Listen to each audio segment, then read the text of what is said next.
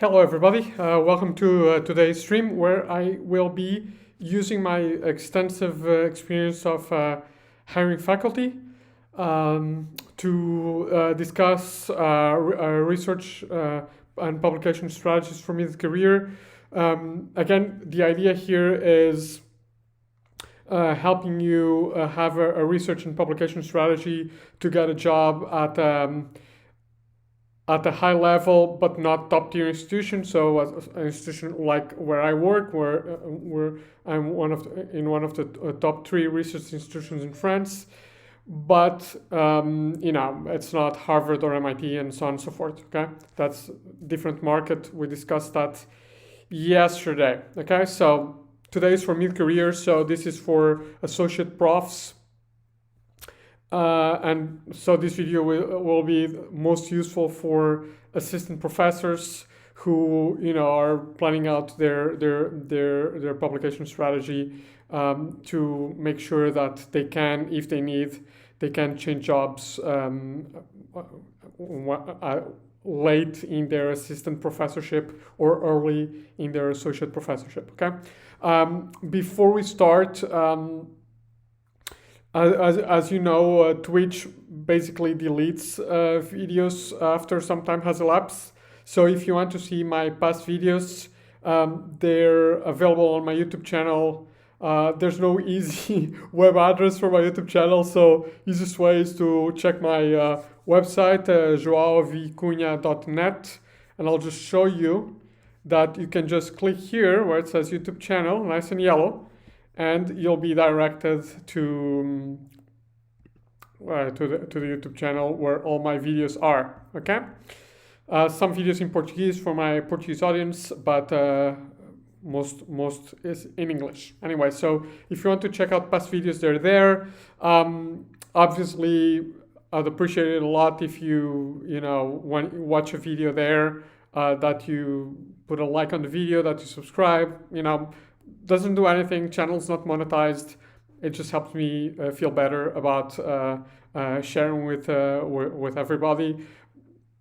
I know these videos are conversations. They don't have high production value, but they do take some effort and thinking. So it's just a nice way to say that you appreciate the effort, and I appreciate that.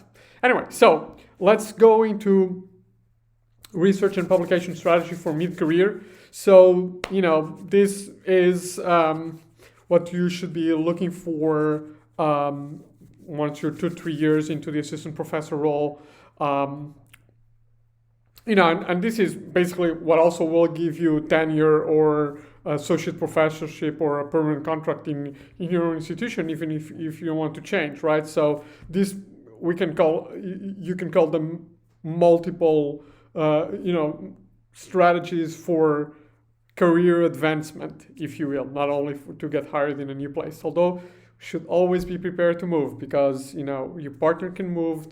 You can have, something can change in your institution that you don't like. You don't know, right? Okay, so obviously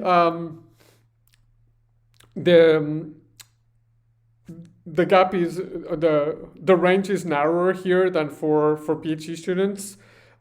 You basically you don't need publications, right? There's no way you can get a job or a contract without publications once you're an assistant prof. But still, there is some room to maneuver, and I want to again tell you about the 3 strategies that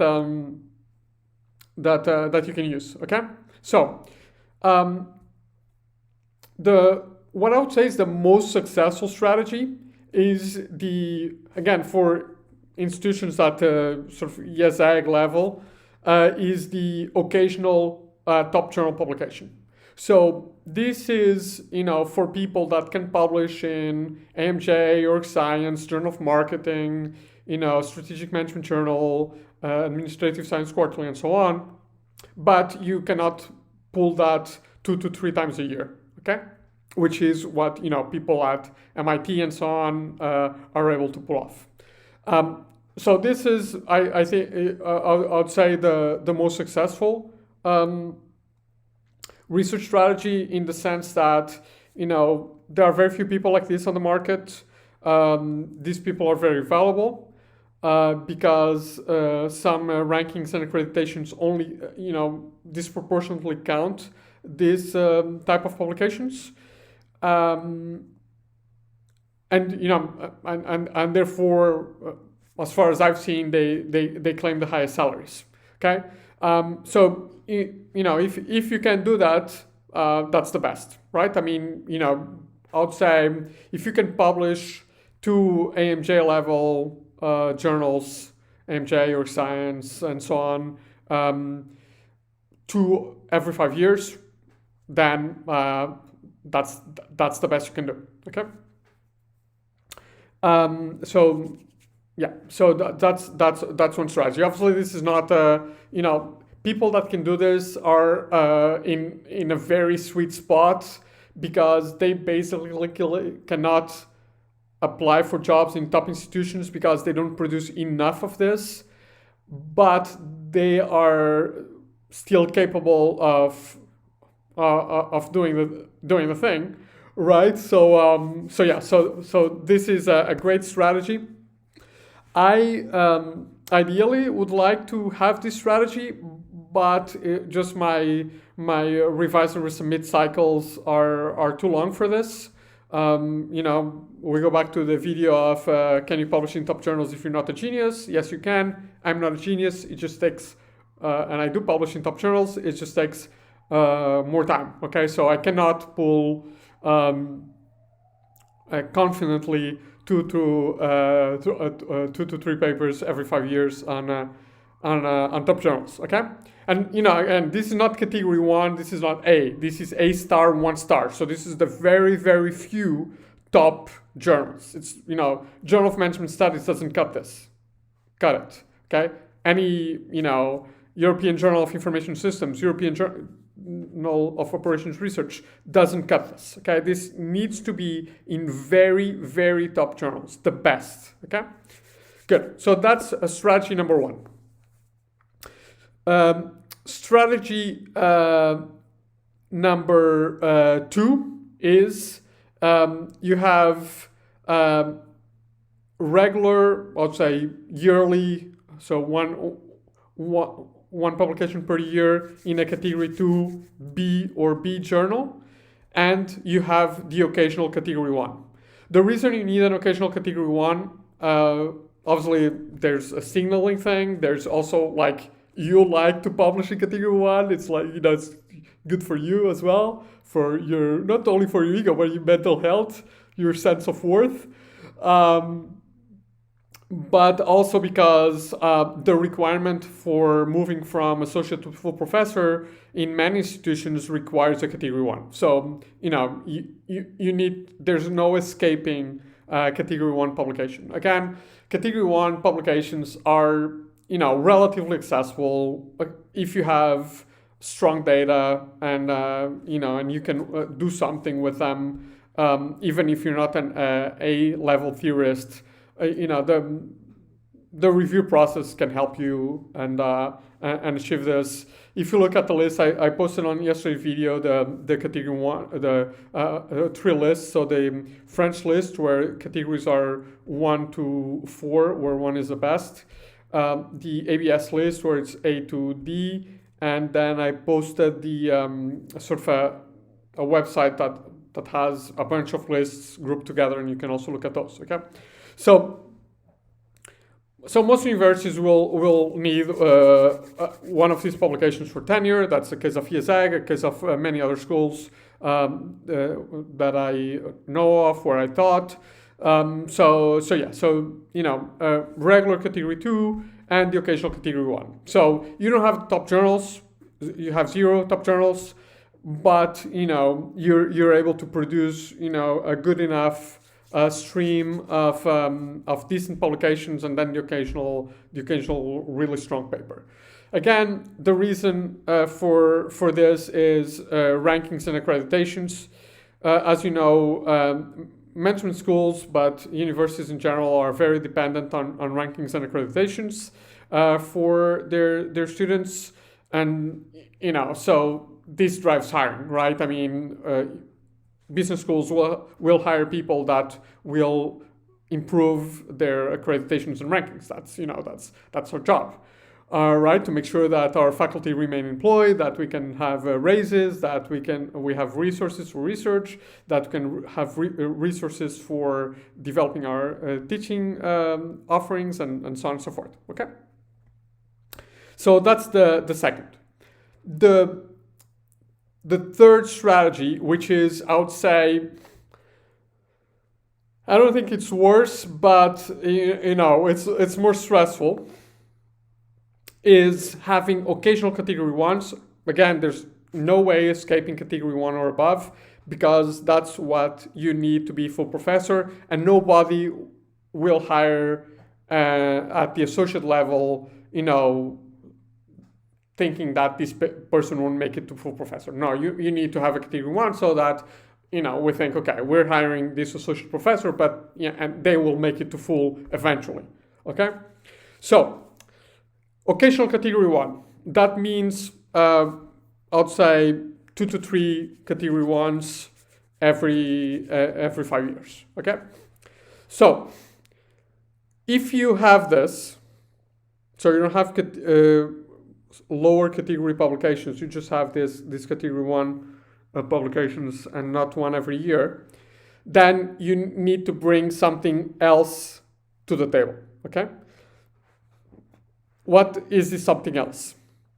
In order of how attractive you'll be, extensive external funding. So we are talking of at least one national level competitive grant for a research project, which is roughly around 100 to 200k euros. Okay, so this is basically you have resources to travel and hire a PhD student. And it doesn't matter if you're in a school like IESEG, where we have a very good research budget, so we don't depend on external funding, but we do appreciate external funding and help supporting our research budget. So this shows that you can do this. And if you look at our rejections rate, rates, you could say that this is a pretty good accomplishment in the management field, at least in Europe. So that's one thing that can help wrap up nicely a CV that only has the occasional category 1 publication. Senior editor role in a category 1 journal is also valued, because that means that you understand the review process and you can help faculty in the school with this. Again, this needs to be in a category 1 journal. If it's in the smaller journal, fine. It's good for the school and so on, but it's more difficult that it is a hiring criteria, because it's far less benefit than really, than having somebody that understands high-level revise and resubmit processes. Okay. Third, a little bit more risky, is a large number of citations. Again, this is related to accreditation and rankings. They count citations. Now, different schools are more or less strict with this, because rankings don't count Google Scholar, right? Google Scholar is highly manipulable and very imperfect. They look at things like Web of Science, and if you look up your citations on Web of Science, they are significantly, and I mean significantly lower than Google Scholar, like really lower than Google Scholar. So you need to be careful with this. I mean, you need to be in the thousands basically for this. So thousands, I don't mean 10,000. I mean, you need to be on, I would say a good number is between 150 and 200 paper citations per year. I'm currently on 200 to 200, closer to 250 per year, 3,000 total. So was high thousand, so almost 2000 when I joined the ESAG, if I recall correctly. So this is also very valuable. Okay. Again, the three strategies are occasional publications in top journals, and by occasionally I mean 2 to 3 every 5 years. Regular category 2 publications with the occasional category 1, or regular category B publications with the occasional category A. So this can be, let's say, category 4, category B, category 2, and 1 category A, category 1 every 5 years.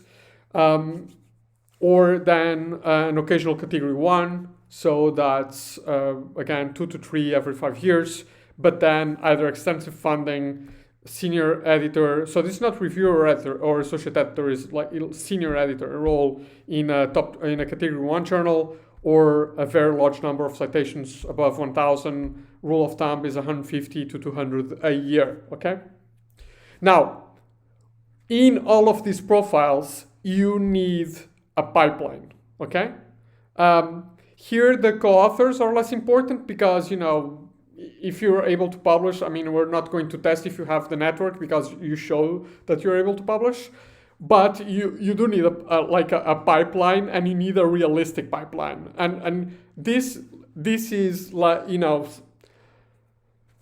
something where you really, you know, we really need to be honest, because, you know, people on the other side of the table, they've been in the business for a while, right? If people that are sitting in front of you interviewing for a job, you know, have been in the business for 10 to 15 years.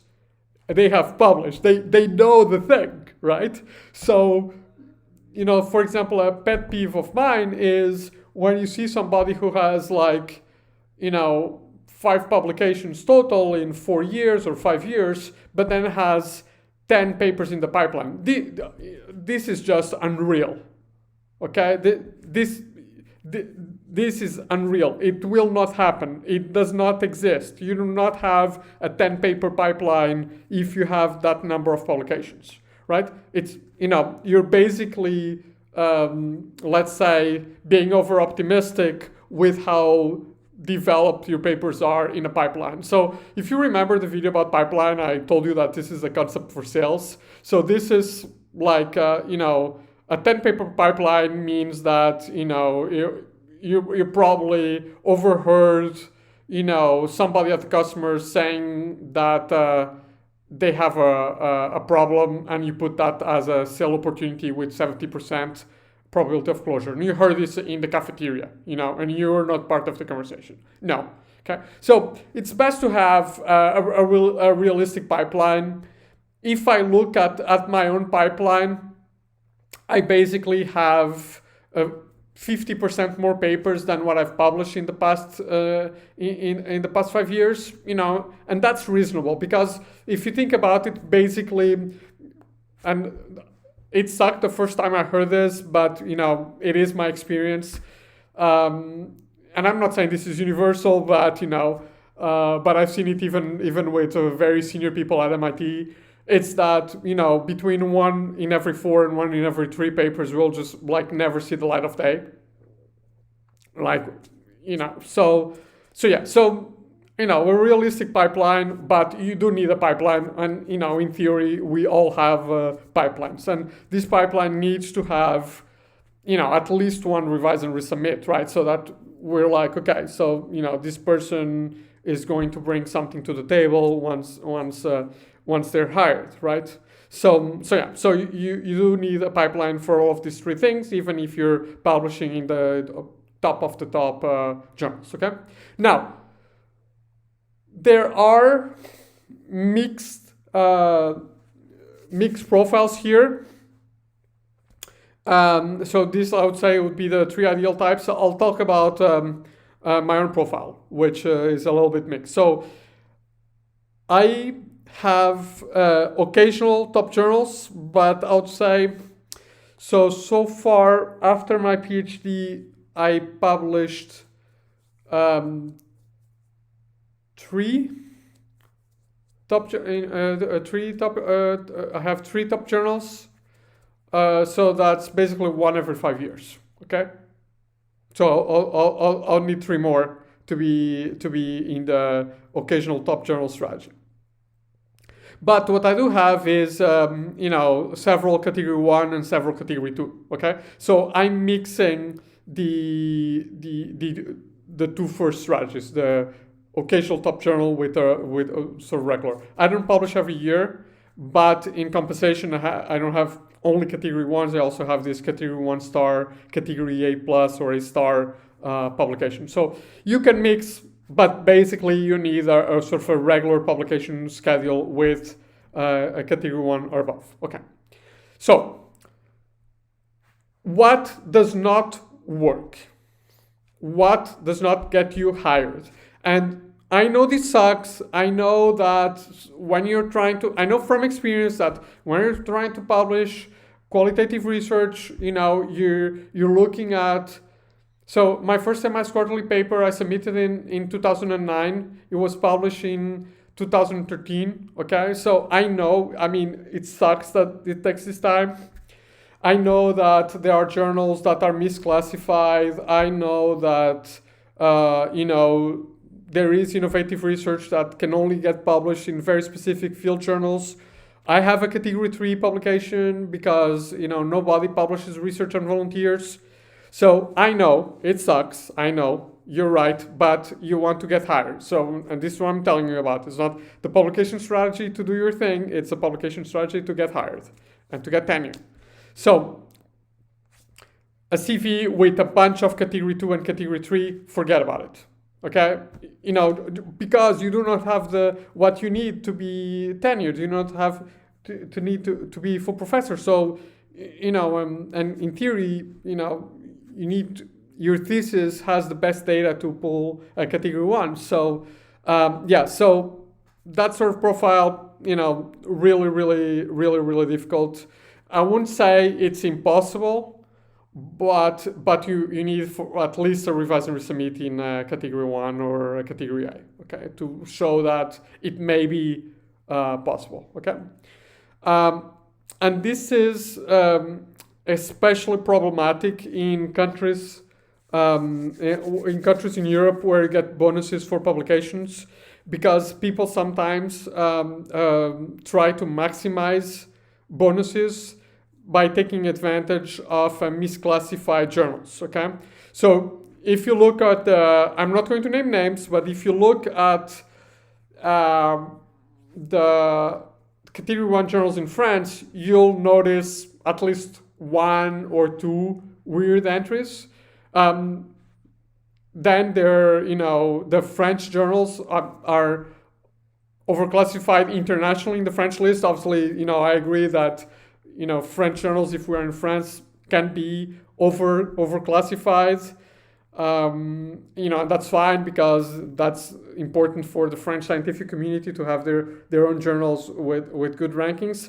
But your problem is that if you publish in French journals and then you're trying to get a job in Denmark, you're in a little bit of a pickle, right? If you publish in a weird journal without naming names, because it's category 1 in France or category A in the UK, but it's not anywhere else, then you're in trouble, right? So all of these like bonus maximizing schemes is, sort of like playing the game opportunistic. That's great if you remain in your job for forever. And if there are no changes to the list, I tell you that the French Academy literally wiped out an entire set of journals from my field, from the management information field, from the list, like wiped out. They weren't like moved down to a lower category. They were wiped out, which means that for promotion, your points of publications in those journals do not count anymore. So you're better off not trying to, and these were good journals that should be in the list. I'm not talking about a specific case. But you should be very careful and be very mindful of the negative consequences of milking biases and milking irrationality, let's call them, in journalists. Okay? So what can you do? 2+1 thing. The +1, I think it's disgusting, but it is strategy, so I will talk about it, if only to say that I think it's disgusting. Okay, first,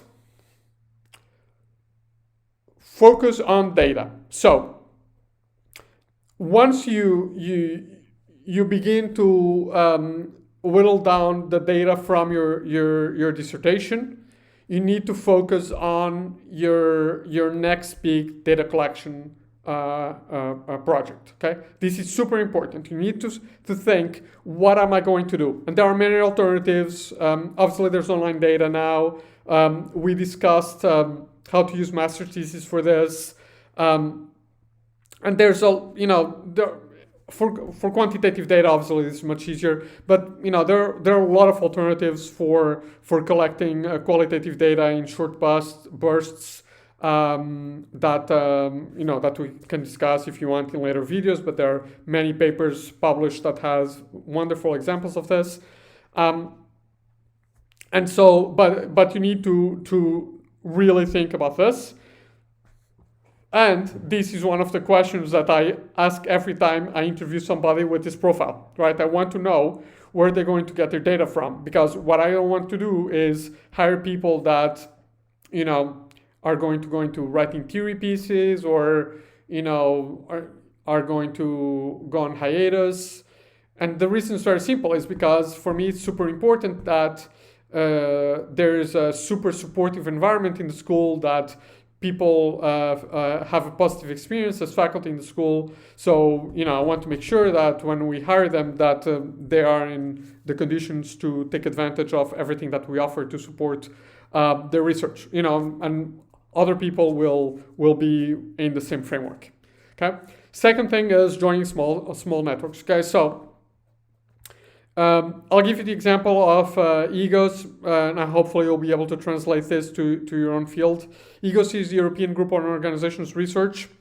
So this group has this big, it has a conference which is organized in tracks, and it has these big, super famous tracks where all the big names from the American universities come, and then it has these smaller tracks where it's a group of friends, right? In the smaller tracks where it's a group of friends, that's where you'll find co-authors, you find people that engage in your research, you find people whose research you can engage in. Okay, you shouldn't go to the track on critical theory if you're not interested in critical theory, right? Just to be in a small group, you need to try to find a niche that where you can communicate, that has at least some overlap with your field. But this is super valuable. I'm a part of a small network as well. It's called OAP. I'm co-authoring 2 papers with somebody that I met there. My co-author for the org science paper, I met her and she was the lead author in that paper. So I met her at the Ibero-American Academy of Management, which is sort of like a track of the Academy of Management, and they had their own conference in Lisbon one time. So really focus on these small networks. OAP, I found it because it's it's sort of led by well-known French academics, and I wanted to build some ties to sort of my local, to the local community in France. So go to the Portuguese, the French, the Spanish, the Italian Association of Information Systems, of Organizational Behavior, of Management. Go to their conferences, if you're teaching in those countries, because those are super valuable places to meet people. Okay, so focus on good data. Do not accept co-authorships with poor data when you're mid-career. Papers with bad data are much harder to write, much harder to publish, higher rejection rate. Okay, so I have done this in the past. I've done this in the past because this was with friends, and I was in a super low pressure environment. I was in a teaching school, and I liked the data. I found it puzzling. But I had an MS quarterly in neuroscience revised and resubmits at the same time that I was doing this. So, so be mindful of what you're doing. Obviously, I really enjoyed working on these papers.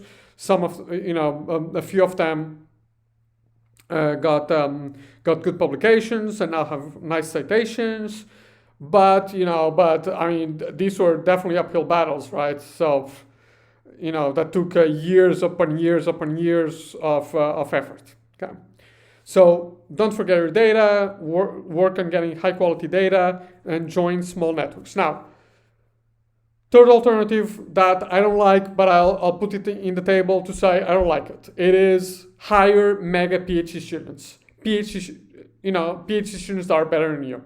Now, I don't think you should do this because I think that we should give and not take from PhD students, and there are a lot of people that take from PhD students that do not publish, whose best papers are basically authored by PhD students and not by them, and their name is there with very marginal contribution, to be generous. Okay, I don't think there is any career situation that justifies this. Take a teaching job rather than take advantage of somebody else. I was taking advantage during my super early career, and it sucks. It really sucks. Do not do this, okay? But there are people that do this.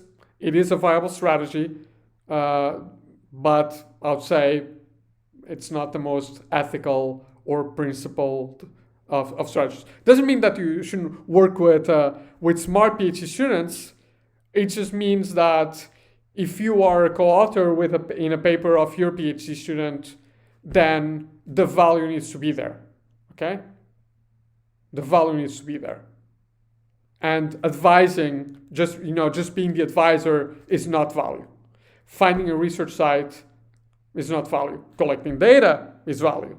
Analyzing data is value. Okay? So work with PhD students that are smarter than you. That's fine. I'd love to have that.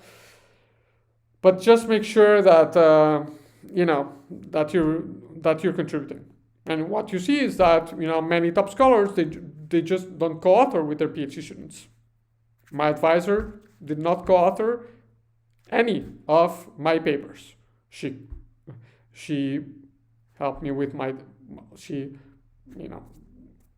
read my thesis. She gave me the financial resources that I needed, but she never co-authored any of my papers because she didn't write any of them. The only paper that she co-authored with me, she did help. She did write. Okay, that's but that's it. And this was never a conversation. Never a conversation. Okay, I have done the same. The only paper I have co-authored with a PhD student was because this PhD student insisted that the paper is co-authored with me. I did work a bit on the paper, not a lot, but also the paper is a very small journal, so it doesn't count at all for me. And I didn't co-author any other papers with any other PhD student. And all of the papers that I co-authored with master students, they shared their data with me, but I did help them a lot with the data, and I'm doing the whole paper. So please do not be one of these vampiristic advisors to your students. Okay, as much as this helps your career. Okay, so good. That's it for today. Tomorrow we are going to wrap up the cycle with a research and publication strategy for senior faculty. So this is if you're a full professor and you want to change jobs, what you do. Okay. Hope you enjoyed it, and I'll catch everybody